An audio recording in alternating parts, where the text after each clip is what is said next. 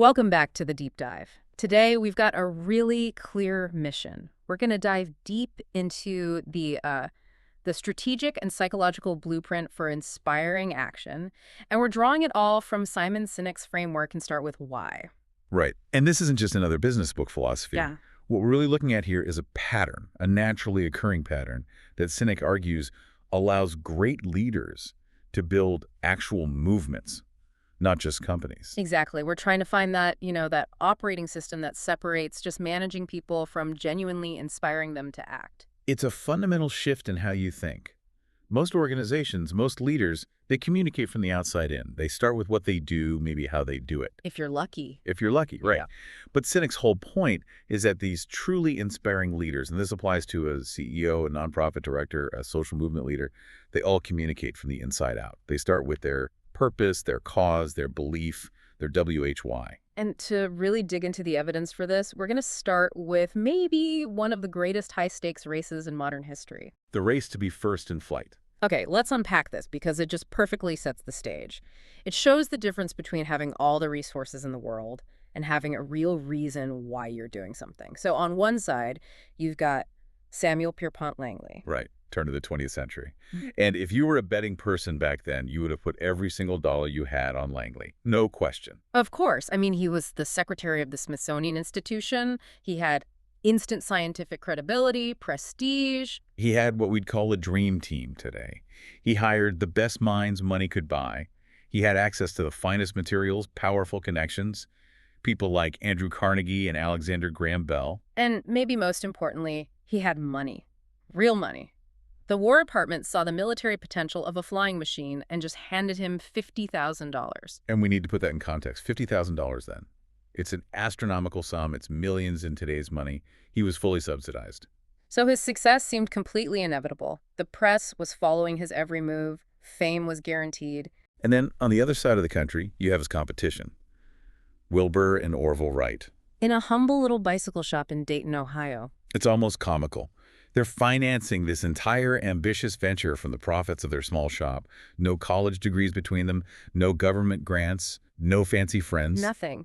Their advantages were completely intangible. And yet, it was the Wright brothers, not the heavily funded Langley, who made history. December 17th, 1903. Kitty Hawk. And Langley failed. I mean, he failed spectacularly just a short time later. His very expensive machine it flops right into the Potomac River. The underdogs, with no budget to speak of, they succeeded where the best-funded, most connected team in the country could not. So that's the central question, isn't it? How is that even possible? Well, think about it. They both had the same goal, to fly. They both had brilliant scientific minds and obsessive work ethic. But the difference, the core difference, was their driving purpose, their WHY. Langley was chasing the what? Exactly. Langley was driven by the achievement, the fame, the money, the recognition of being first. The Wright brothers were driven by an intense, almost spiritual belief that if they could figure this out, this flying machine, it would change the course of the world. They were working for a future they believed in. He was working for a headline. That's a perfect way to put it. The Wrights started with WHY.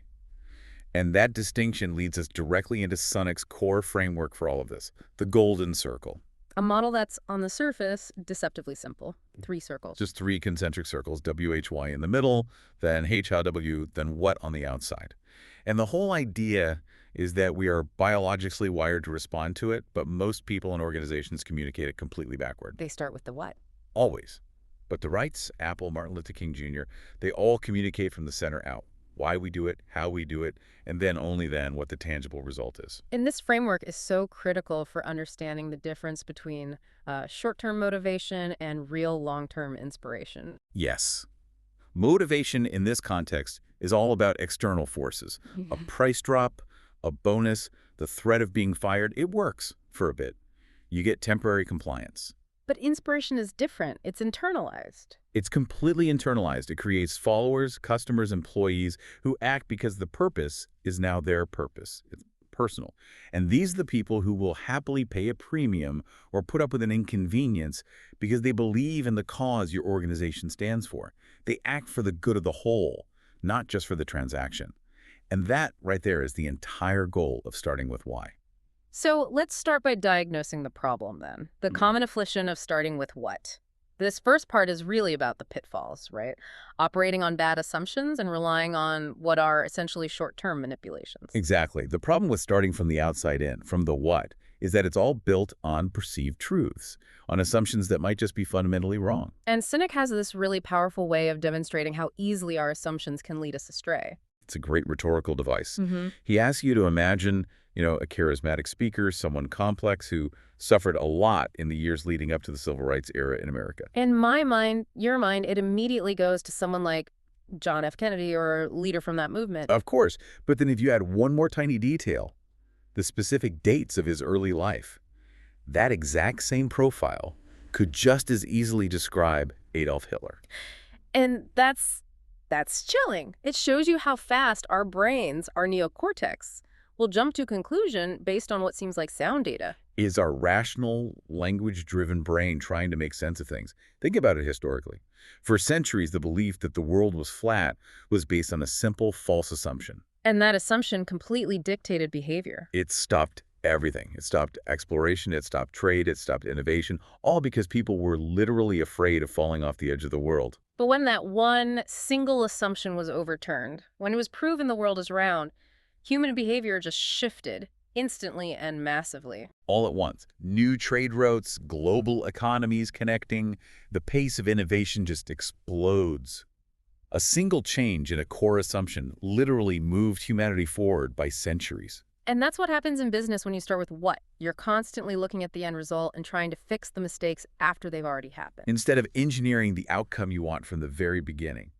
It reminds me of that story about the American car executives who were visiting a Japanese assembly line. Right. I know this one. In the American factory, they had a station on the line where a worker with a rubber mallet would tap the edges of the car doors to make sure they fit perfectly after they were installed. A very expensive, very inefficient way to fix a problem that shouldn't exist in the first place. A total workaround. So the Americans asked their Japanese guide, so where on your line do you do this? Where do you make sure the doors fit? And the guide's response is just perfect. It's the whole philosophy in one sentence. He says, we make sure it fits when we design it. And that's it. That is the WHY philosophy in action. They didn't focus on fixing the badly fitting door, the what. They understood the problem started way back in the initial design, the WHY and the HOW. So if you aren't leading with that kind of clarity from the start, you're forced to use other things to get people to do what you want. Carrots and sticks. Manipulations. Precisely. Most companies, and I mean the vast majority, rely on manipulations because they honestly have no idea what their WHY is. They don't know why their customers are really loyal, so they have to bribe them or, scare them into coming back. And these things work for a sales spike, but they absolutely destroy loyalty in the long term.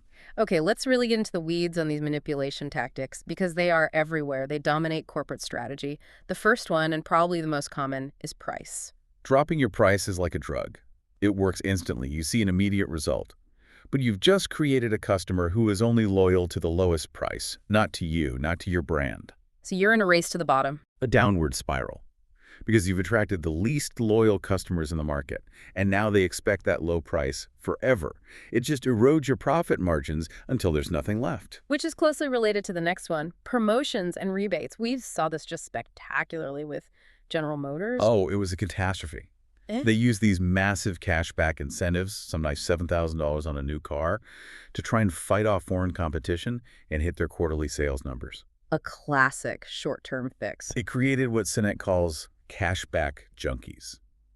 Customers who were trained, conditioned to never pay full price for a car again.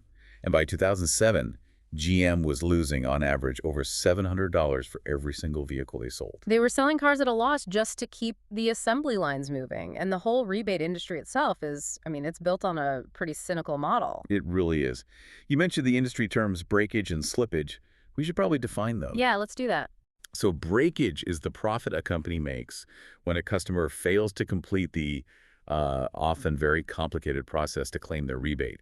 Slippage is even more direct. It's the profit from checks that just never get cashed. So companies are literally designing inconvenient processes on purpose. Absolutely. They know a certain high percentage of people will just give up. They are banking on the failure of the customer to redeem a promise the company made in public. That lack of integrity, he just screams that there's no WHY. It's all about the numbers. The Samsung example from the early 2000s is just absurd. Right. They put in the fine print that some rebates weren't available to people who lived in apartments. An apartment dweller, just looking for any possible loophole to not pay. It's incredible. Okay, so from there we move to maybe the most powerful manipulation of all, fear.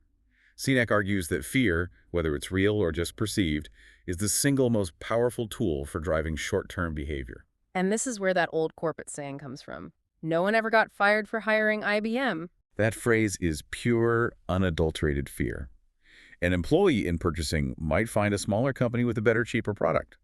But they choose the big, safe, expensive option IBM because they know if something goes wrong, their job is safe. Their own personal self-preservation, the fear of losing their job, overrides their actual duty to the company, which is to get the best product at the best price. Exactly. Fear drives suboptimal decisions. You see it in advertising all the time, too.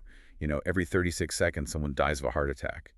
The unspoken message is, buy our drug, or you could be next. Okay, what about aspirations? That feels a little less sinister. It is, but it's still a manipulation. It's incredibly effective when you're targeting people who lack discipline but want a shortcut to a better version of themselves. The classic New Year's resolution gym membership. It's the perfect example. Gym memberships spike 12% every January.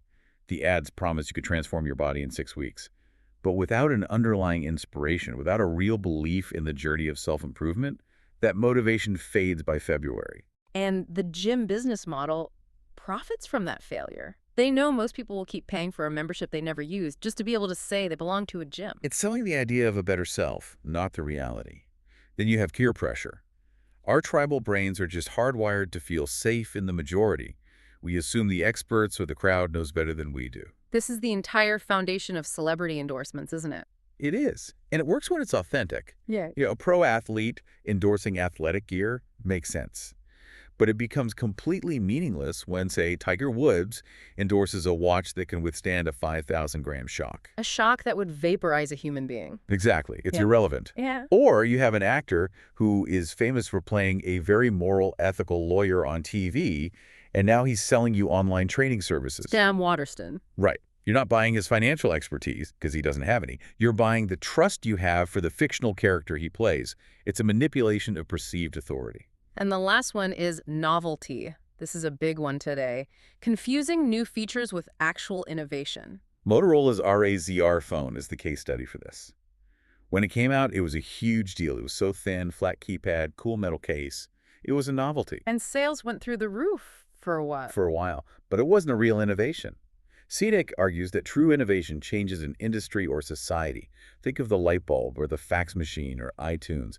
The RAZR was just a cool object, and it led directly to commoditization, where every other company was just racing to make a slightly thinner phone. It's features for the sake of features. You see it in the toothpaste aisle. Oh, the toothpaste aisle is a nightmare of novelty.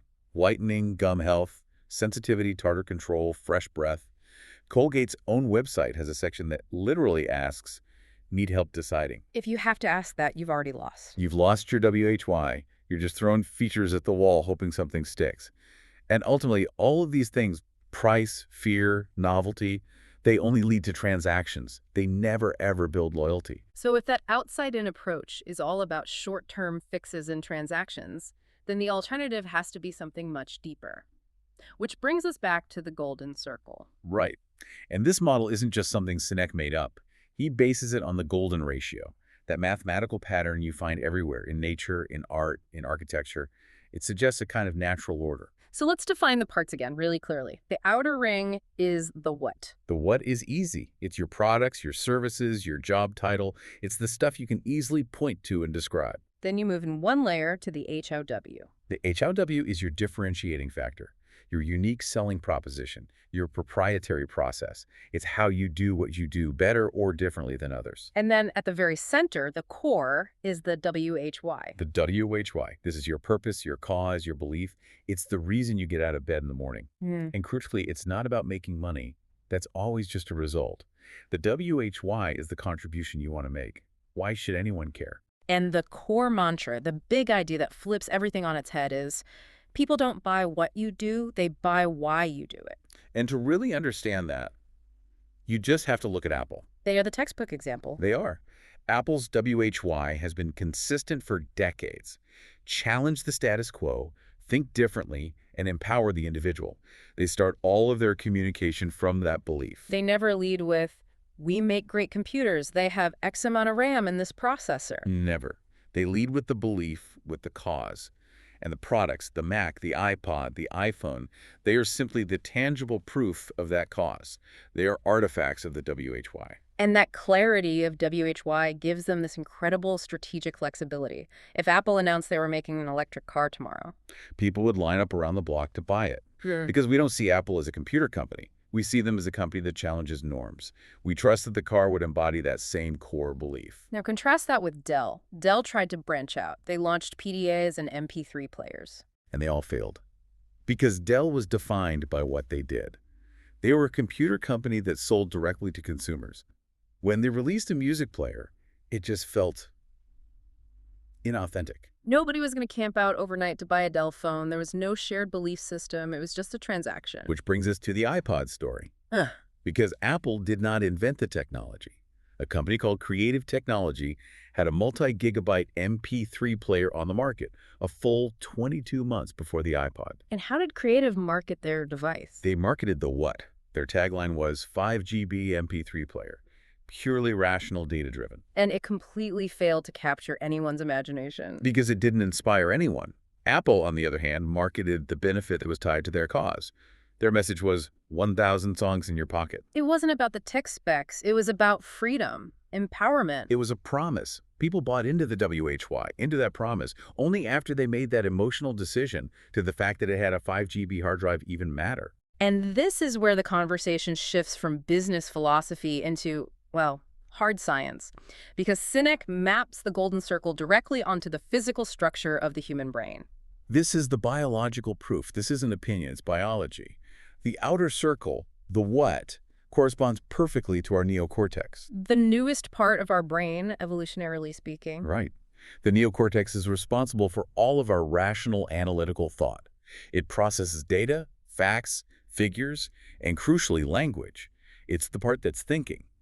But the inner two circles, the HOW and the WHY, they correspond to the limbic brain. Our older, more primal brain.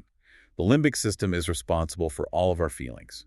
Trust, loyalty, love, and most importantly, all of our decision-making. But here's the biological twist. The limbic brain has zero capacity for language. That explains so much. It explains the gut decision. It's everything. When we make a choice, a product, a partner, a career, because it just feels right, that decision is coming from our limbic brain. But because that part of the brain can't talk, we struggle to explain why we made the choice. So we use the other part of our brain, the neocortex, to invent a rational reason after the fact. We rationalize, well, it had the best features, the price was right. We're giving the logical explanation for an emotional decision that's already been made. And this just blows up the whole concept of traditional market research. It completely invalidates it. If you ask a customer why they bought your product, they literally cannot give you the real answer. Their limbic brain decided, but their neocortex has to answer the question. You're only ever capturing the rationalization, not the true motivation. So if you're a leader making decisions based on that data, you're following a completely false signal. You're chasing shadows?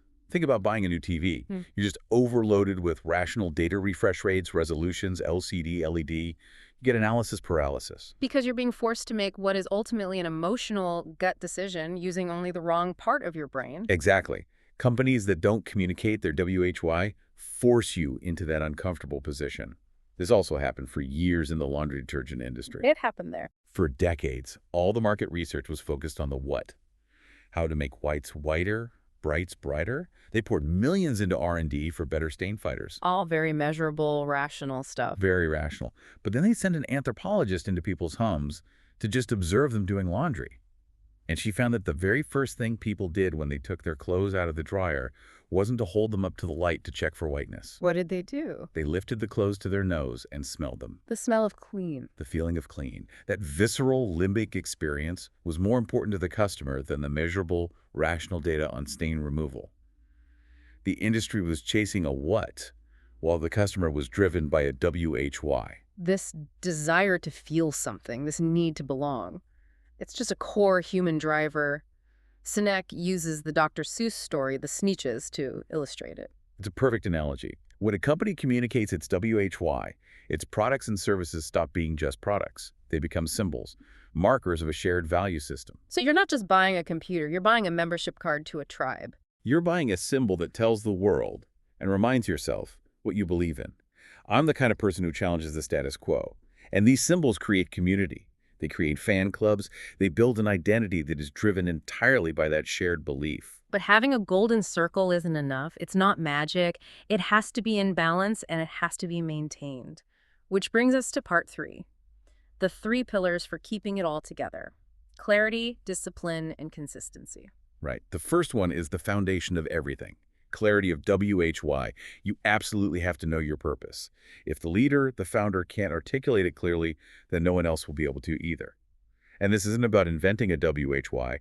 It's about discovering the one that's already there in the origin story. Okay, so once you have clarity, the second pillar is the discipline of HOW. The HOWs are your values, your guiding principles. They are the actions you take to bring your WHY to life, and they have to be in alignment. You can't say your value is integrity and then run your business in a way that exploits your customers. Which brings us back to the rebate discussion.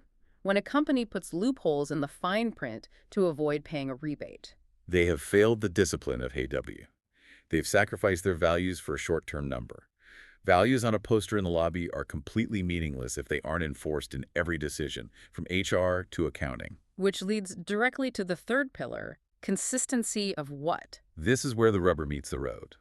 Everything you say and everything you do, your products, your marketing, your internal culture, who you hire, all of it must prove your WHY.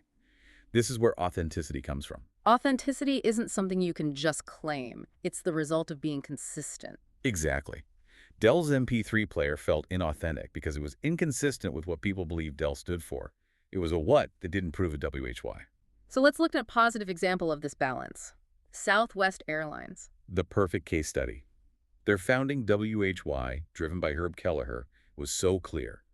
We are the champion of the common man. We will democratize the skies and make air travel affordable for everyone. And every single thing they did was tangible proof of that cause. Their whats included cheap flights and point-to-point service, which was much cheaper than the traditional hub-and-spoke model. And their HOWs. Fast turnarounds on the ground, high employee morale, and a famously fun, irreverent culture. All of it served the WHY. And because of that consistency, they became the most profitable airline in history. They never had a losing year. They survived 9/11, oil crises, recessions. Because their employees and their customers were loyal to the cause, not just to the low price. The loyalty was deeply ingrained. There's that great story from Howard Putnam, a former Southwest president, about an executive from another company. Oh yeah, this one is great. This executive would fly other airlines for his business travel because his company was paying for it. But for all his personal travel, for family vacations, he only flew Southwest. So it wasn't just about the money for him. Not at all. He chose Southwest because it aligned with his personal values. The low price was just one manifestation of their WHY. It wasn't the sole reason for his loyalty. He believed in what they stood for, the champion of the common man, and flying with them made him feel good about himself. And that's why when competitors like United with their airline TED or Delta with Song tried to just copy Southwest's what? They failed miserably and quickly. Because it was inauthentic. They were just high-cost, bureaucratic airlines putting on a cheap Halloween costume. They didn't have the WHY, and they certainly didn't have the culture, the HOWs, to make it work. And that internal culture, it all comes down to trust. Think about the incredible turnaround at Continental Airlines under Gordon Bethune in the 90s. That company was a mess. Last in every single metric. Yeah. And the internal distrust was, it was toxic. It was literally built into the architecture. The executive suites on the 20th floor were locked. You needed a special key card to get up there, and there were armed guards. That sends a pretty clear message to your employees. We don't trust you. Bethune's first job was to establish a new WHY. And it was simple. Happy employees ensure happy customers, and happy customers ensure happy shareholders in that order. So what did he do first? He got rid of the security. He unlocked the doors. He instituted an open-door policy. Then he focused on a metric his employees could actually control: on-time performance. And he found a unique way to make that measurement tangible. He did.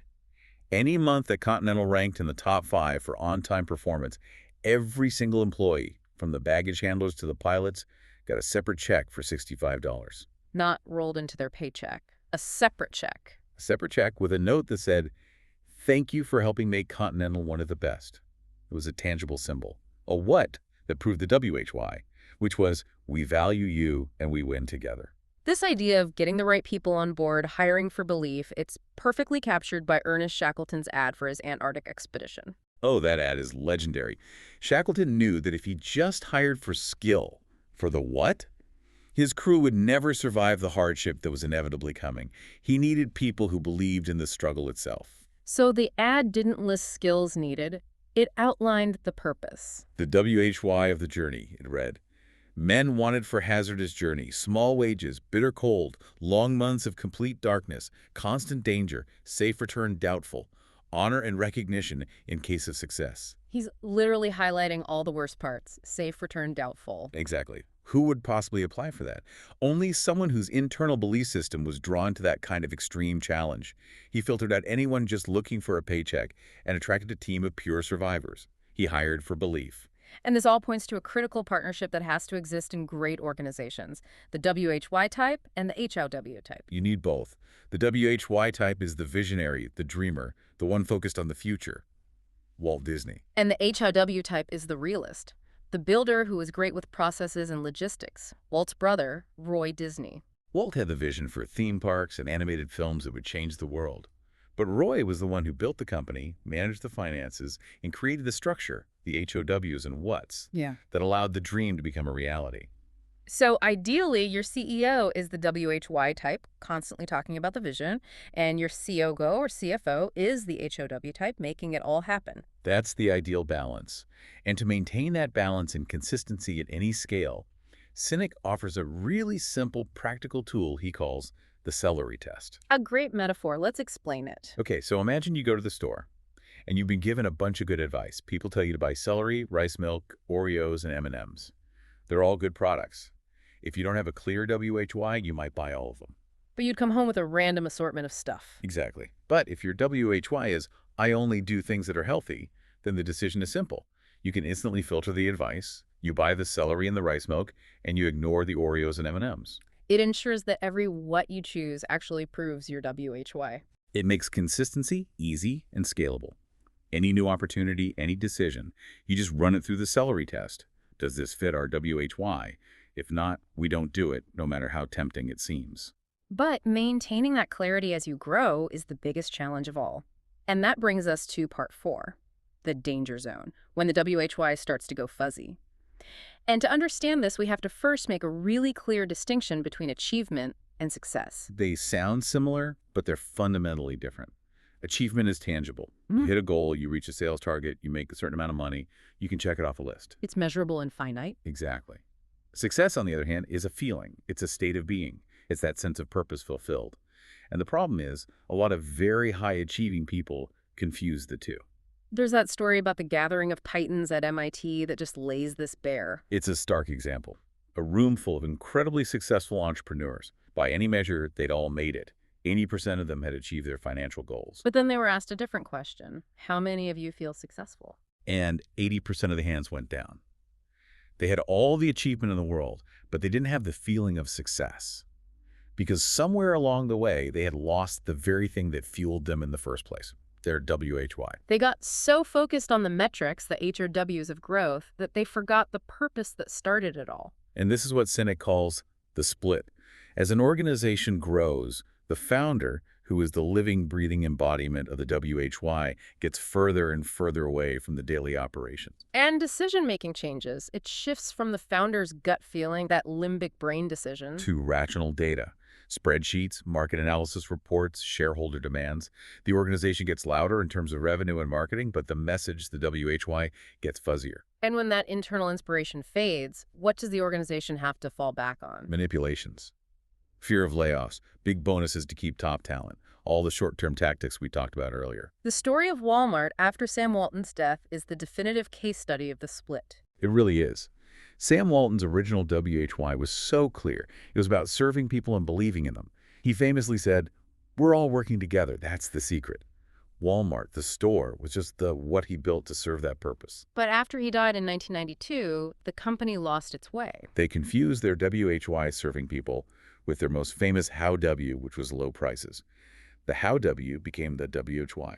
The company became obsessed with being cheap above all else. And the culture soured. It shifted from community service to pure profit optimization. Which led directly to all those scandals, the wage violation lawsuits, the poor treatment of employees.